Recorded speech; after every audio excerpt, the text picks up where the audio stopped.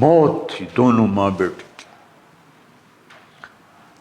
تو یہ بے قراری میں صفا مروہ کی دوڑ لگائی، انہیں پتا تھا کچھ نہیں ہے۔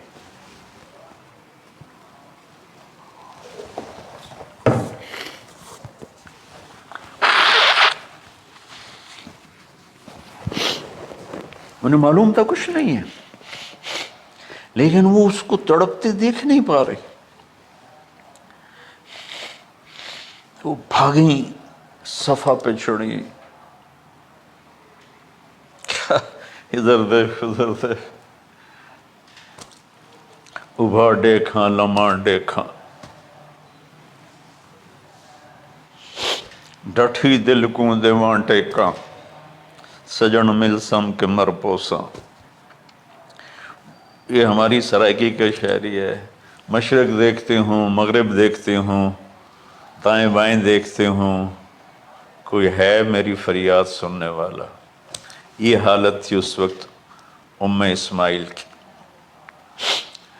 نیچے اتری جہاں وہ ٹیوب لائٹس آتی ہیں، وہاں وہ نیچے ہو گئے اور بچہ غائب ہو گیا، تو دوڑ لگاتے۔ مصر کی شہزادی اور مکے کے نوکدار پتھروں کے اوپر دوڑ رہی تھی۔ جب بچہ نظر آیا پھر آہستہ ہو گئی، پھر مروہ پہ چڑھی، پھر صفا پہ چڑھی، پھر مروہ پہ چڑھی، پھر صفا۔ مجھے لگتا ہے صفا مروہ بھی رو رہے ہوں گے اس وقت، اور مکے کے پہاڑ بھی رو رہے ہوں گے، سورج بھی اس وقت رو رہا ہوگا۔ آخر وہ مروہ پہ تھک کے گر گئیں۔ یہ نہیں کہ انہوں نے 7 چکر لگانے تھے، 7ویں چکر کے بعد ان کی ہمت جواب دے گئی، وہ گر گئیں اور ان کا جینا چاہا کہ میں بچے کو اپنے سامنے مرتا دیکھوں، اس لیے وہیں گر گئیں کہ میں اتھے مر جاؤں وہ اتھے مر جاؤں۔ پھر ایسے حسرت بھری نظروں سے یوں دیکھا مر گیا کہ نہیں، تو وہاں ایک آدمی کھڑا تھا۔ پھر مردہ جسم میں پھر جان آ گئی، پھر انہوں نے اپنے آپ کو اٹھایا اور دوڑ لگائی۔ پہنچی تو آدمی غائب تھا اور ایڑیوں سے پانی نکل رہا تھا۔ اتنے چکر کیوں لگوائے، پہلے ہی نکال دیتا۔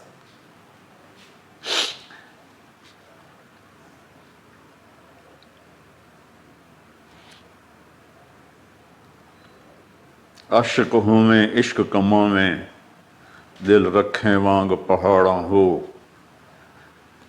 سہ صدیاں ہزار علام میں، کر جانے باغ بہاراں ہو۔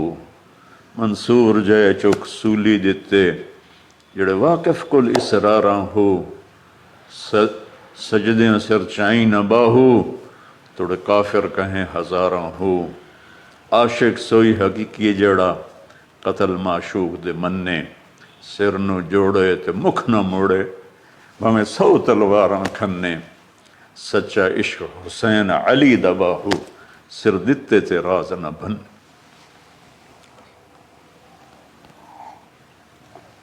کوئی ابراہیم کا گلہ نہیں، شکوہ نہیں۔ یہ 7 چکر اور تڑپ اور درد، اس کے بعد پانی کیوں نکالا، پہلے کیوں نہیں نکالا؟ کہ عشق کا راستہ ہی ہے، میرے گھر کے راستے میں کوئی کہکشاں نہیں ہے، راستہ عشق، عشق اشقا سے، اشقا کہتے ہیں آکاس بیل جو درخت کو چمڑ جاتی پیلی، تو وہ درخت اس کا ایسا عاشق ہوتا ہے، سب کچھ اس کو کھلا کے خود خوش ہو کے جل کے بالن بن جاتا ہے۔ اس سے اشقا ہے کہ عشق ایسی چیز ہے، عشق تے آتش ڈوہیں برابر، اتے عشق دا تاؤ تکھیڑا، آتش ساڑے کخت کا نیرا، عشق ساڑے دل جیڑا۔ خواجہ غلام فرید صاحب کی شاعری سنا رہا ہوں کہ عشق میں بھی آگ ہے اور لکڑی میں بھی آگ ہے. لکڑی کی آگ خس و خاشاک کو جلاتی ہے اور عشق کی آگ دل کو جلا کے برباد کر دیتی ہے.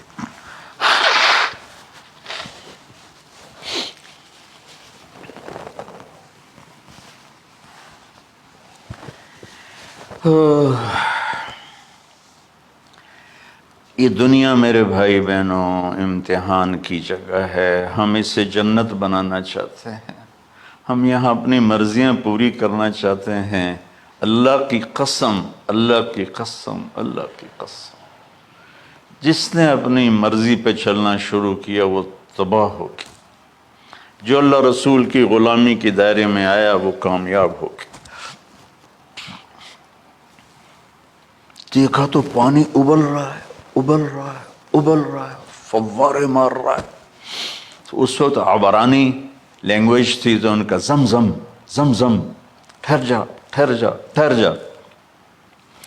وہ نیچے زور اللہ کو بھی یہی منظور تھا، وہ نیچے زور. میرے نبی نے فرمایا اگر میری ماں زمزم نہ کہتی تو پورے عرب کو یہ پانی سیراب کر دیتا. اور آپ حیران ہوں گے، آج کل تو بہت زیادہ ایڈوانس ہے سائنس. تو سعودی گورنمنٹ نے کہ یہ اس کا سورس کیا ہے، یہ پانی کہاں سے آ رہا ہے. طائف تک ساری زمین کو کھنگالا، کوئی اس کا پیچھے سے لنک نہیں ہے. کہیں چشمہ ہوتا ہے نا تو پیچھے لنک ہوتا ہے، کہیں سے پانی نکل ہوتا ہے پیچھے سے لنک ہوتا ہے. زمزم کا کوئی لنک نہیں. جو ہی موٹر چلاتے ہیں تو 8-9 جھرنے ہیں سوراخ، وہاں سے پانی ابل ابل کے آنا شروع ہو جاتا. اور جو ہی موٹر بند کرتے تو وہ جھرنوں کا پانی بند ہو جاتا. اس میں نہ مچھر ہے، نہ اس میں کوئی کیڑا ہے، نہ کوئی مکوڑا ہے، پاک صاف پانی. زمزم زمزم.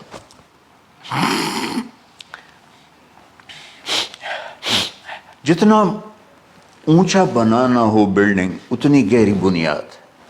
اس ماں بیٹے سے محمد مصطفیٰ نے آنا ہے تو پھر بنیاد تو گہری ہوگی نا. ایسے تو نہیں ہے نا.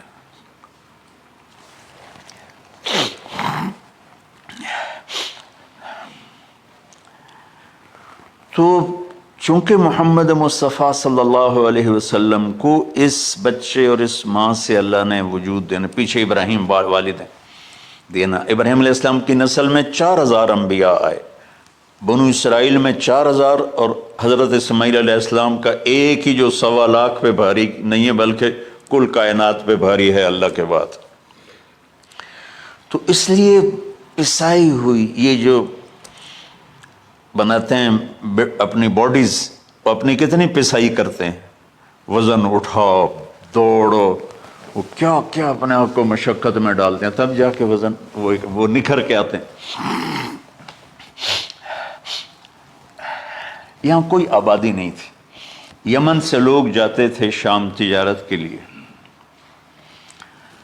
تو قبیلہ جرہم کا گزر تھا، پانی نہیں تھا، تو وہ پانی کی تلاش میں تھے. انہوں نے پرندے دیکھے، وہ کہنے کہ پرندے تو پانی پر آتے ہیں. انہوں نے 2 آدمی بھیجے. آگے دیکھا ایک خاتون، ایک بچہ اور کنواں تو نہیں تھا، پانی چشمہ. تو وہ سارے آئے اور کہا کہ بہن ہم یہاں ٹھہر جائیں. کہ اب ٹھہرو لیکن پانی میرا. ان کا ٹھیک ہے، پانی آپ کا ہے. تو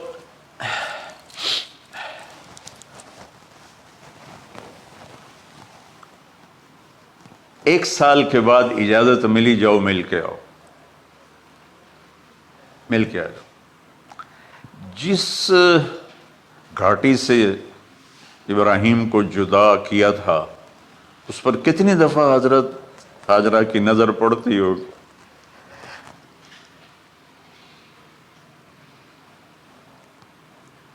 اگر آپ اس کو فیل کریں تو یہ قصہ بیان ہی نہیں ہو سکتا، بس رونا ہی پڑے گا. اور خاص طور پر آج کے دور میں جب کوئی اللہ کو کی ماننے کے لیے تیار ہی نہیں ہے، کوئی جہنم سے ڈرنے کے لیے تیار نہیں، کوئی جنت کی طلبگار نہیں. 1 سال کے بعد اونٹنی کا سر نظر آیا تو دل اچھل کے آسمان کو جا لگا کہ میری آنکھوں کی ٹھنڈک آ گئی، میرے سر کا سایہ آ گیا، میرے بیٹے کی چھاؤں آیا۔ اونٹنی بٹھائی، کہا تشریف لائیے، کہنے لگے اترنے کا حکم نہیں ہے، صرف ملاقات۔ نہ آتے صبر آیا ہوا تھا، صبر توڑ کے پھر جا رہے ہیں۔ اف نہیں کی آہ نہ کر لبوں کو سی، زخم پہ زخم کھا کے جی، اپنے جگر کا لہو پی، آہ نہ کر لبوں کو سی، عشق ہے دل لگی نہیں، سینے پہ تیر کھائے جا، آگے قدم بڑھائے جا، یعنی زبان حال سے کہہ دے اس کے ہاں ستائے جا۔ کوئی شکوہ گلا نہیں ہے، یہ کیا ملنا ہے، نہ آتے وہیں بیٹھے رہتے۔ کہنے لگے اچھا بچہ گود میں دے دو، سینے سے لگا پیار کی، بہتے آنسو بچے کے رخسار پہ گرے، بچوں کو پتہ نہیں کون ہے۔ کہنے لگی اجازت ہے آپ کا سر دھو دوں، منہ دھو دوں، پاؤں دھو دوں، ہاتھ دھو دوں، یہ پانی پاک ملا ہے۔ ٹھیک ہے، واپس۔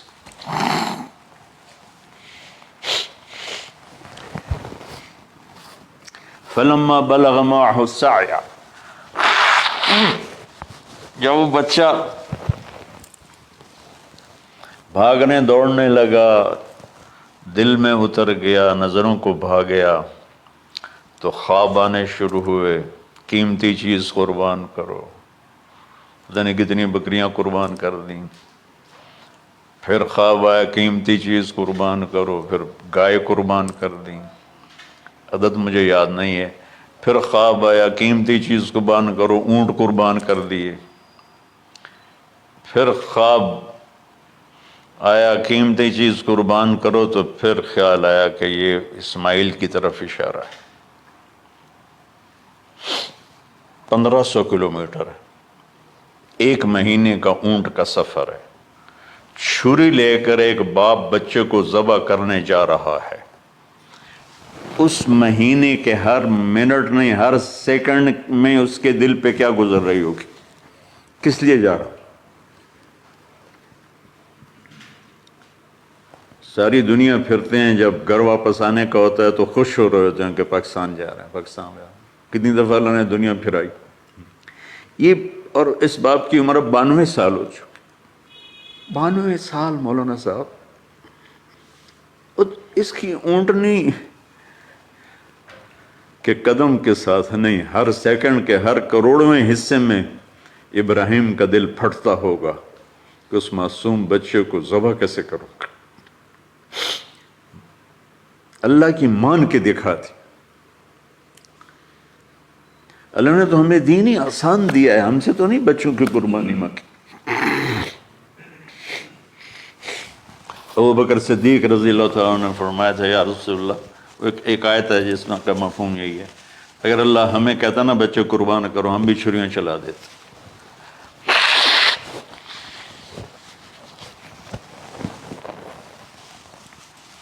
تو میں اس تصور میں جب ڈوبتا ہوں میں رونا شروع کر دیتا۔ عاصم کا بازو ٹوٹا، 6 سال کا تھا، اس کو جوڑ رہے تھے تو اس کی چیخیں نکل رہی تھی، میں باہر نکل گیا، مجھ سے چیخیں سنی نہیں گئی، حالانکہ وہ اس کا علاج کرنے کے لیے کر رہے تھے۔ اور یہ 92 سال کی ہستی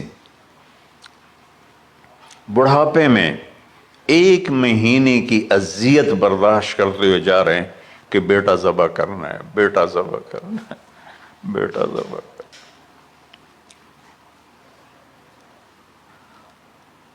تو وہاں پہنچے تو اب اسماعیل نے جانا ہے کہ یہ ہیں میرے ابا، وہ کیسے لپٹے ہوں گے، کیسے چوما ہوگا، کیسے پیار کیا ہوگا،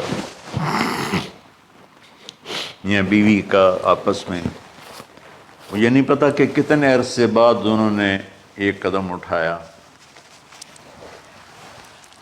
لیکن کہا کہ بچوں کو تیار کرو، میں اس کو سیر کرانے لے جا رہا ہوں۔